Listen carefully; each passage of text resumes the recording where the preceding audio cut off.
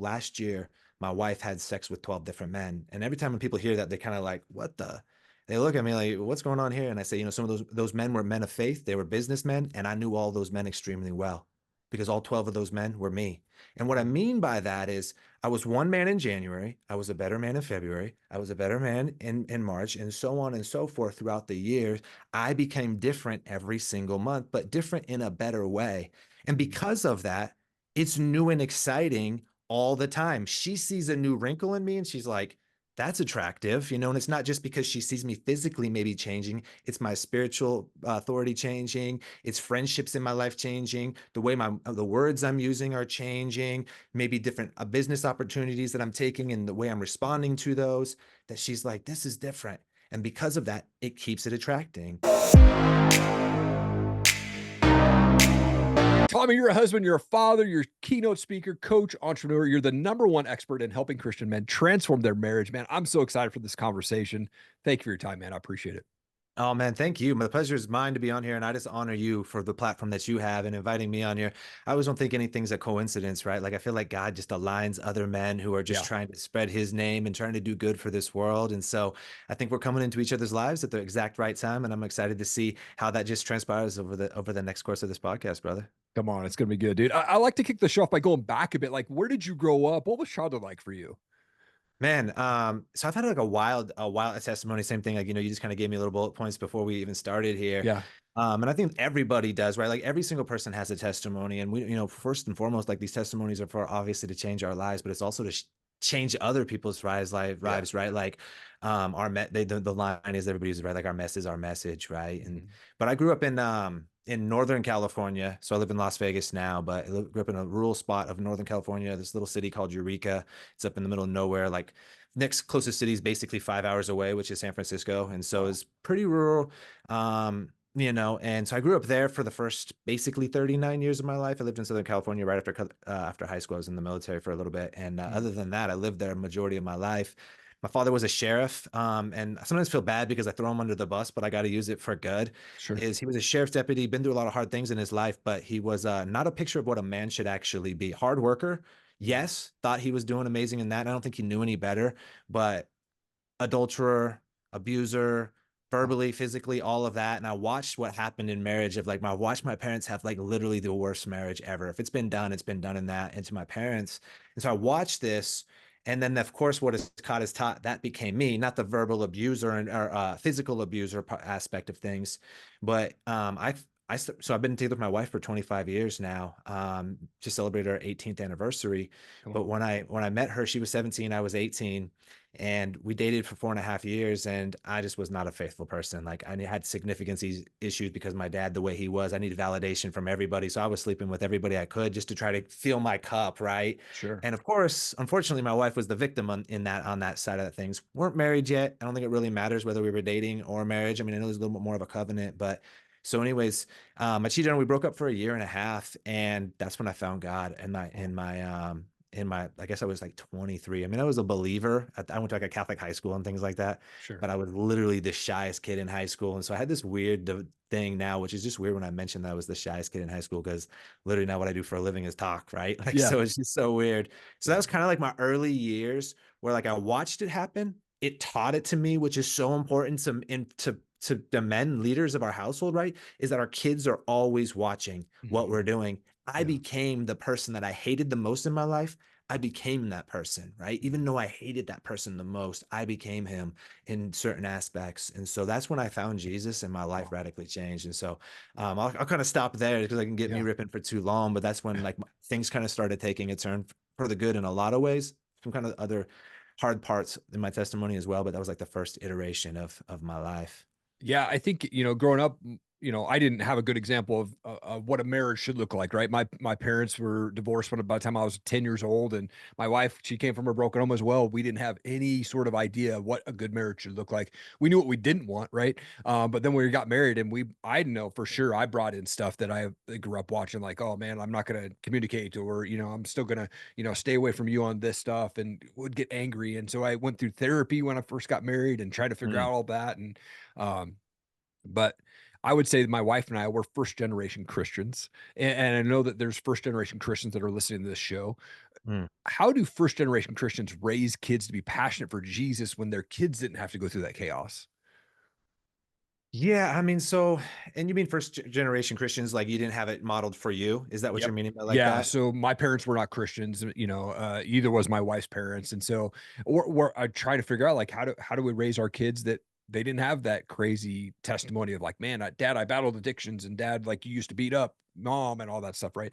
They didn't have to go through that adversity. Right.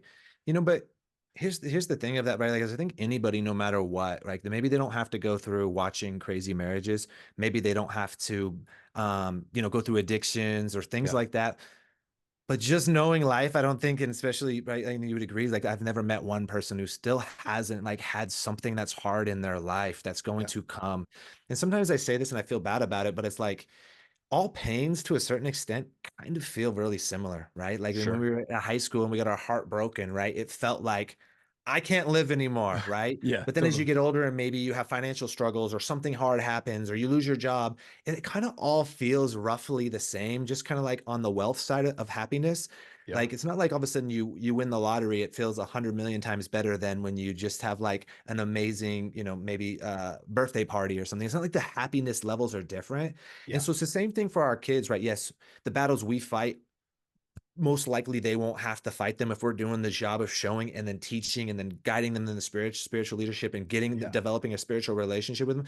They shouldn't have to fight those the way we did, but there mhm, will be a battle that God did put them on here to earth to become great at, right? So for me it yeah, was marriage and personal development and certain things that I needed to become great at, where our kids will have their thing that they'll be great at, and those other things. And unfortunately, some of those things we can't just shield them from because we're not going to be around them forever. Yes, we can provide for them the best, but they're going to go out on their own and there will be some things, but then that's when they'll have to learn that they're not leaning on mom and dad anymore. They have to lean on the Lord. yeah, Right. And that's the beautiful thing as well, is because a lot of times in this life, we become dependent. I was just talking about this with a coaching client yesterday. Is a lot of times people become dependent on the government to provide for them. Well, they're mhm, my security, or they're my stimulus check, or they're my insurance, and they're this. And so then they don't grow and they don't do anything. Well, then that's bad because then they're not taking ownership, they're not developing, and they're not understanding the self-worth and self-love that they can have. So mhm, same thing with our kids as they're developing in life. They will go through different battles. Hopefully, they won't have to be as hard as we will, but they'll feel hard enough for them in those areas. And so then they'll develop their own character and their own testimony through that. And God will yeah, use those for good, just as He's used ours mm, on those things. So yeah. that's kind of the way I see it. Oh, so good, dude. So good. I wanted to give you props because I watched your blueprint video and it is Mm. awesome, dude. And in that video, you talk about the biblical masculine revival and you get into this three-step process of how to help men really go from that downward spiral marriage to have this awesome marriage there. Can you deep dive into a little bit of that? Yeah, so it's a three-step process is basically what we use to take people's marriages to new levels, right? And it was a process that me and my wife used at the time. We didn't know it was the process and it was a thing, but it was kind of like what I just said with like our kids. This was what Yeah. God was putting us through. So then we became experts at it. So my life verse is Genesis 50:20, and it Mm, says, "You intended to harm me, but God intended it for good to accomplish what is now being done, the saving of many lives." So all those hard things I was going through, self-inflicted and not self-inflicted, God was using for good. And so that three-step process was developed in that. And so I think what really separates, my wife and I and from other maybe either marriage counselors or therapists and people like that is they want to, a lot of times people want to go just like, well, I just want to fix the communication, or I just want to get the intimacy back on. And they go, okay, well, here's what you need to do. You need to sit down and talk, and you need to do this, or here's how you respond. That's great, but you can't really start there if the man hates himself, if he's mhm, obese, if he's got past trauma, if he has no relationship with the Lord, if he hates his job, or he's financially struggling, or whatever, he's got addictions. Good luck having that stick nest. I can go fake it for a long time of like doing the love languages for my wife, but after a while, I still hate myself. It's like that's not going to fix that. So when the three-step process, just to kind of just give the quick overview, is what we call is like a reset, an attraction phase, and a connection phase. So basically, in mhm, the reset phase, we have to remove all of those things from your life that like life stuck on you, right? Because nobody was born a narcissist or angry or a woman beater or whatever. That's just life experiences stuck to us and we became that, right? Yeah. And so I always use it as like a computer analogy is like after a while we have a computer and it starts running slow because maybe we've either got a virus or even if it's not a virus, we've just downloaded so many files and things to it, it just runs slow. So oftentimes we have to factory reset that, or we have to go and remove those files to get it to free up its bandwidth on it, right?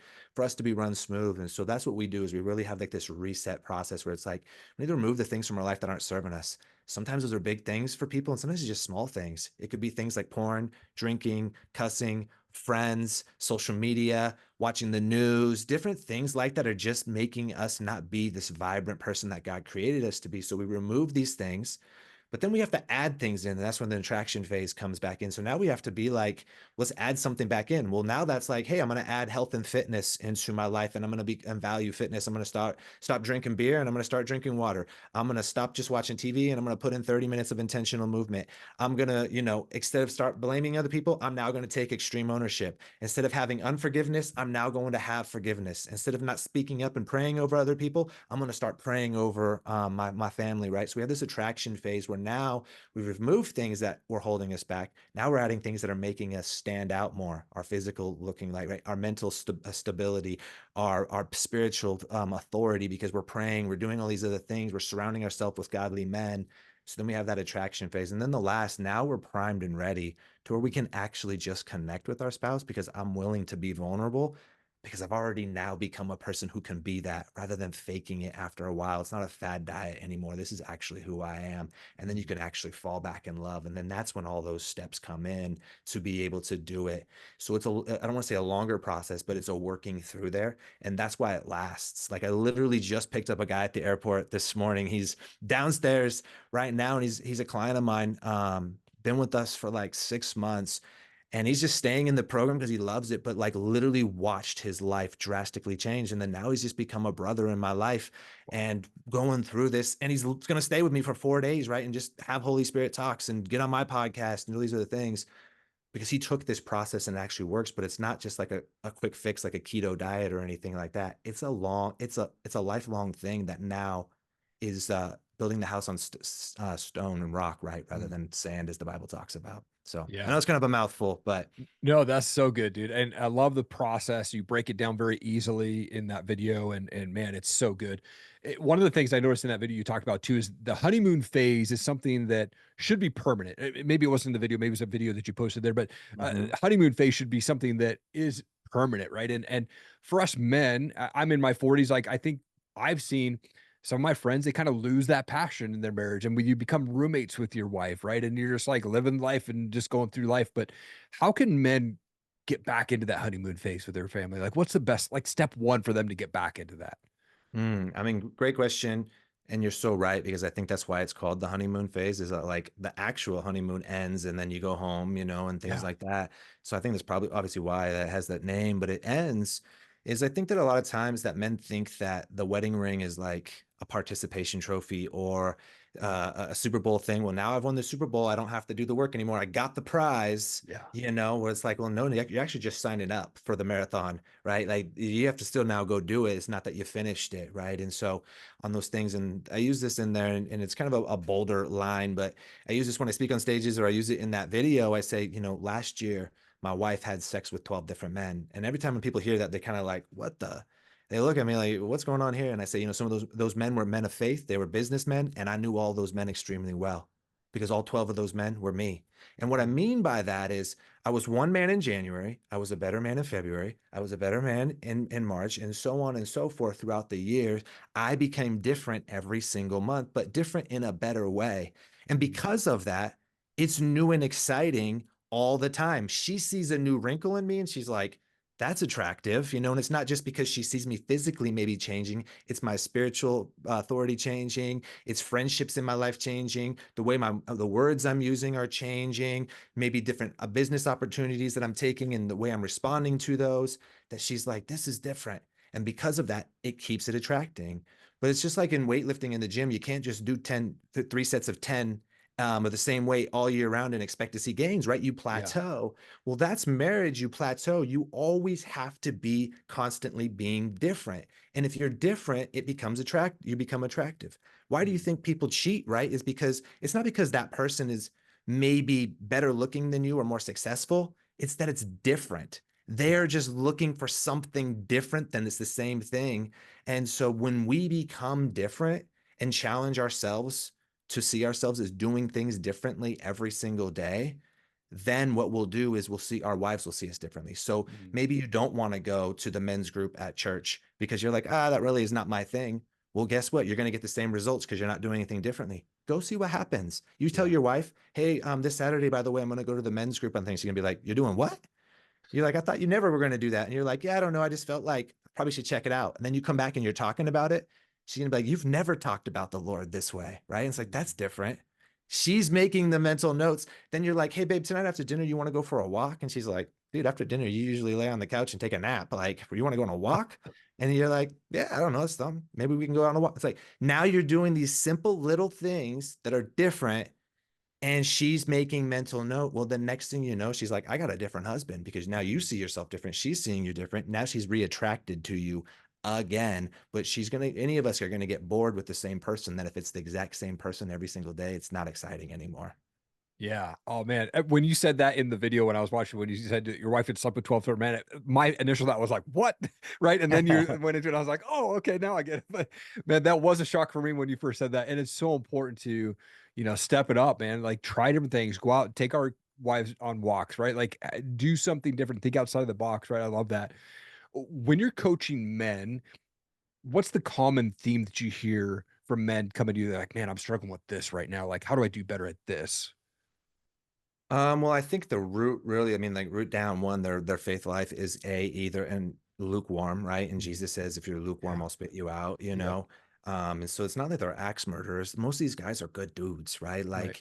And they've just like got complacent in a lot of things. I think all of them are searching for joy and peace, because we have multiple tiers of our program, but a lot of the guys that do like the one-on-one coaching with me, these are like ridiculously super successful CEOs, entrepreneurs, right? Like professional athletes, and they don't have peace and joy, even though they have millions and millions of dollars. They're like, I thought I'd make the success of the world, Romans 12:2, right? Don't conform to the patterns of the world. They did. They got what the world happened, said it would happen, and they're not joyful.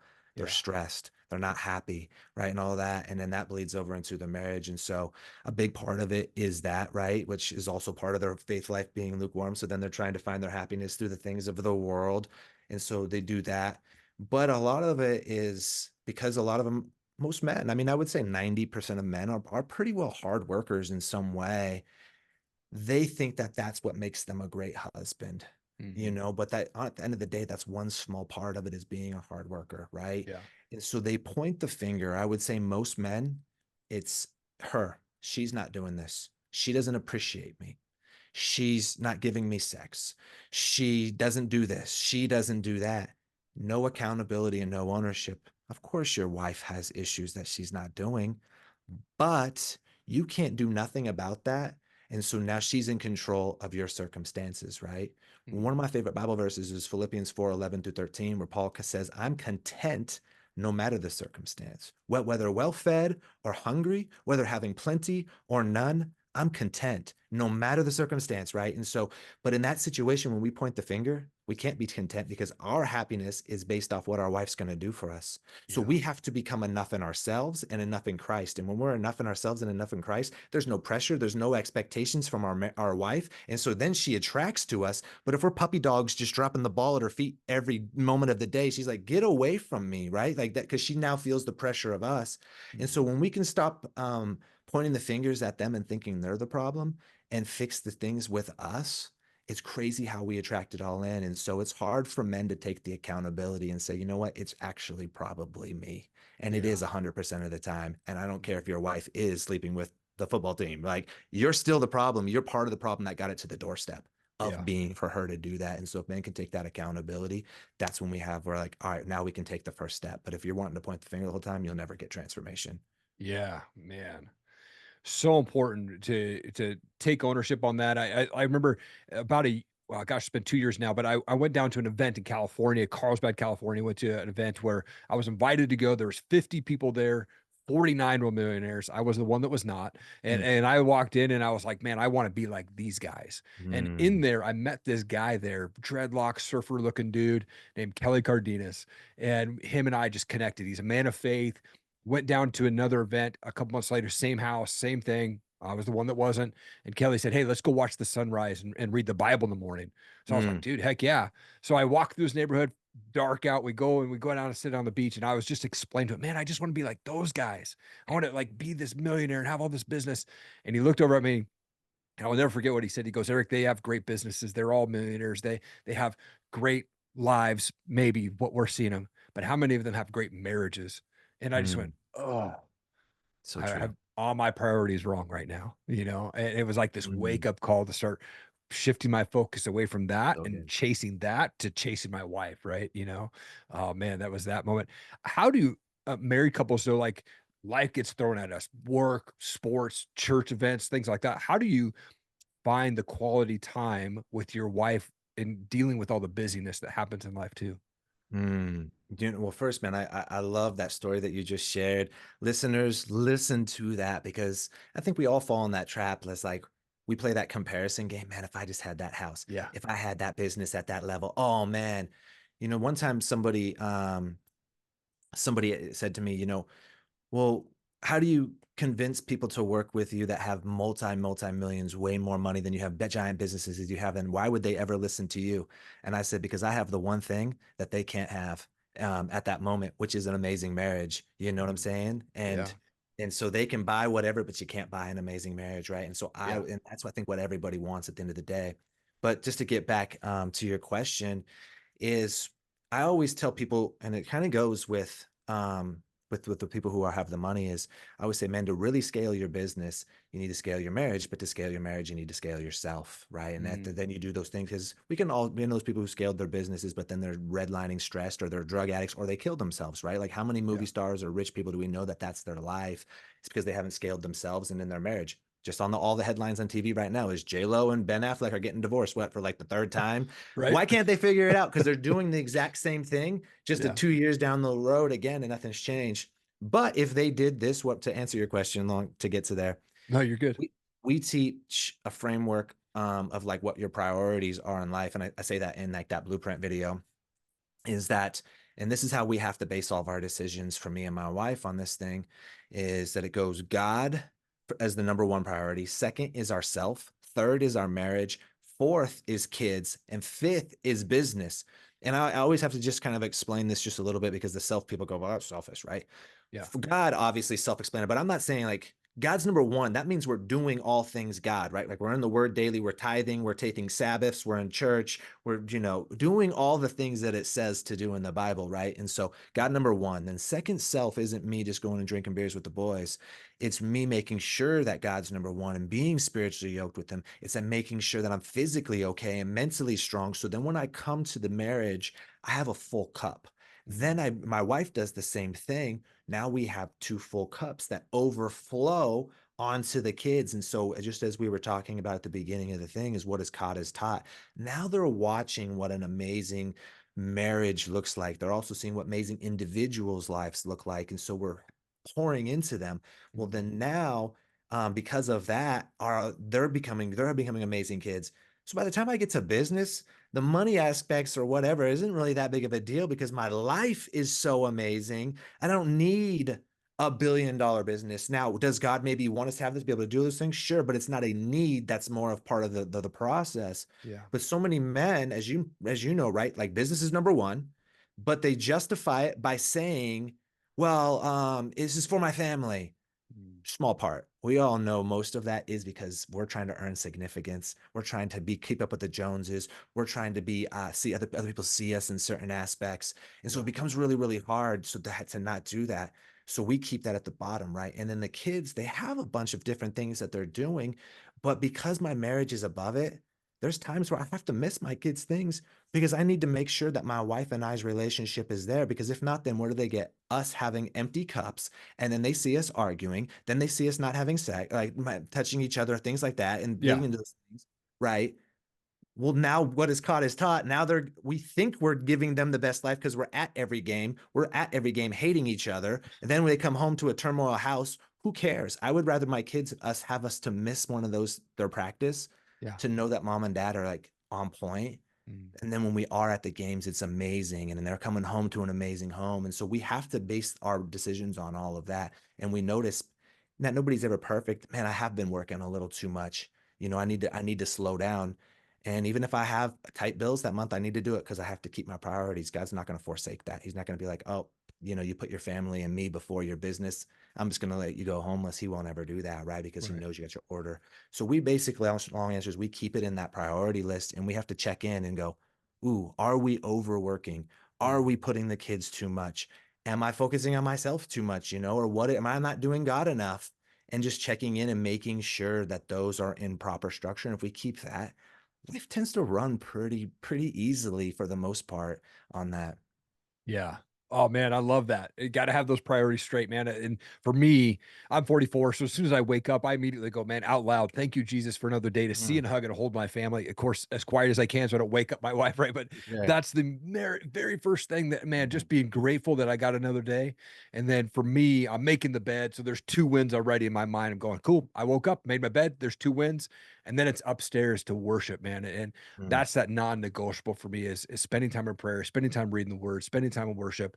And I had a pastor on my show a couple of weeks back, and he told me something that I started to implement. But he said, I made a covenant with God that when I wake up in the morning, I'm not going to look at my phone. I'm not checking emails or mm, social media or anything like that until I've had my time with God.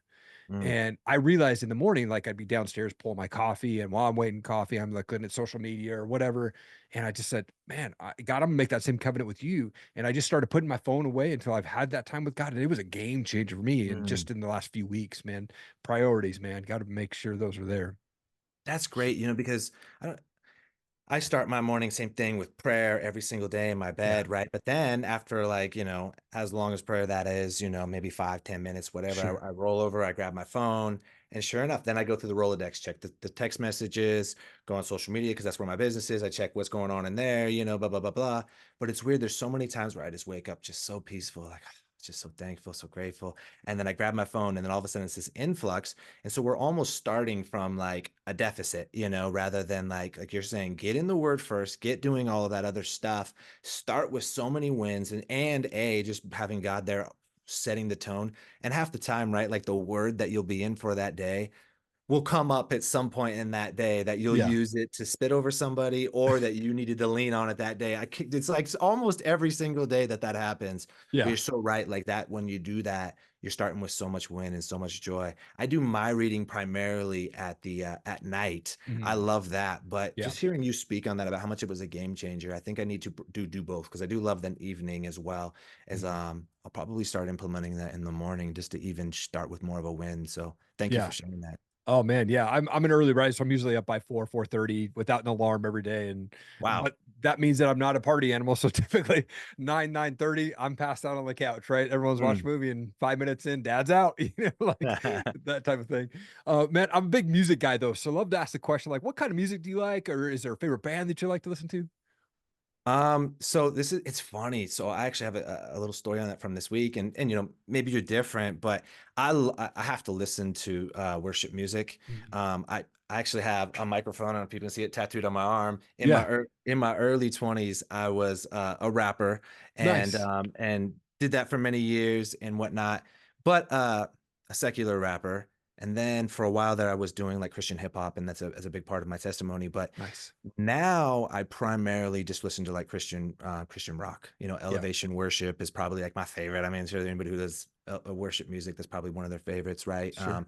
So I listen to a lot of elevation worship. I listen to a ton of worship music, and what I notice is, and it's honestly one of the lessons I teach in my course for people, is to remove secular music from our lives, just because I know that even though it just sounds good, it Mhm. pounds it into our subconscious that it's just, hey, it's got a pretty girl at the bar, and maybe we have a shot of tequila. And next thing you know, it's just like you're not even noticing it. But I've become so sensitive to the Holy Spirit Mhm. that I just notice it when it changes. And just this last week, I flew to Sacramento just for 36 hours to go see my brother. And he's a believer, but and I'm not like saying I'm better than him, but I think just definitely not like the pursuit of God, like where I am, Sure. or people that I typically do life with, or where you're at. So I spent the weekend with him and more of his secular friends, listening to secular music and listening to the conversations they were having. It just felt like this weird dynamic. And I came back and I noticed my mood had changed. I noticed Mm. some words out of my mouth had changed. And I was telling my wife, and then I got into Second Corinthians that night, and it was talking about like light can have a relationship with darkness, and it was saying like believers and unbelievers. And I was just like, dude, this verse exactly when we read the word today, we were just talking about how it applies to what I was just telling my wife.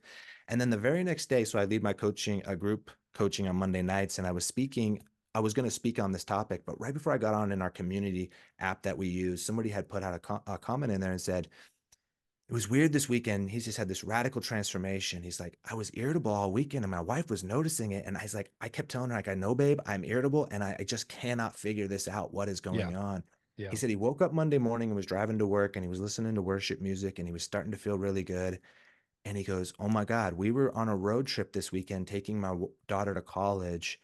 And alls we listened to in the car, because my wife and daughter were controlling the radio, was just secular music all weekend. And I slowly watched my mood change all weekend because of just listening to the music, which was Wow. ironic. And I go, bro, get on the call in 10 minutes. I'm about to speak on this exact topic. So it was just so weird. Come Because I on. was already planned to talk about that topic that day. So it was just weird. He went through it. He didn't know I had just went through a similar thing.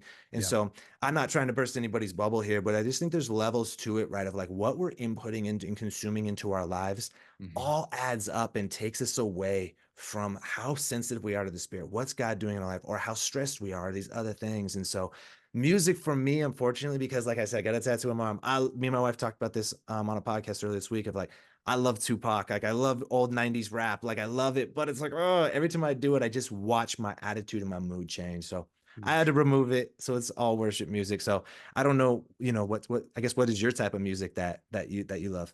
Yeah, I mean, I grew up in the era of Corn and Rage Against the Machine and Rob Mm, Zombie, right? And seen all those guys many times in concert. And I worked for Universal Records for a year, and so spent the a year just in the music business, man, and lived that secular rock star lifestyle without being a rock star. I was just the mailroom guy and booked shows and like meet and greets and stuff like that. But um, man, even like as you were talking right there, I love Christian music and I love worship, and some of it to me is a little bit on the cheesy side of modern Christian stuff. But I like bands like Spoken, who's a kind of the metal Christian band, and yeah. Blindside, right? Some of those old school bands, POD. And I found this new sort of band called Red Clay Strays that are kind of this Christian folky Mm, sort of country band I started listening to.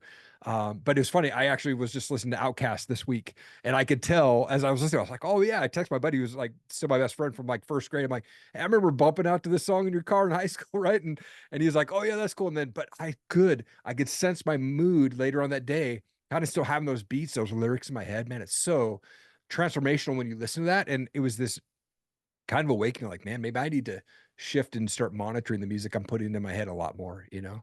Man, it's so yeah. good, dude.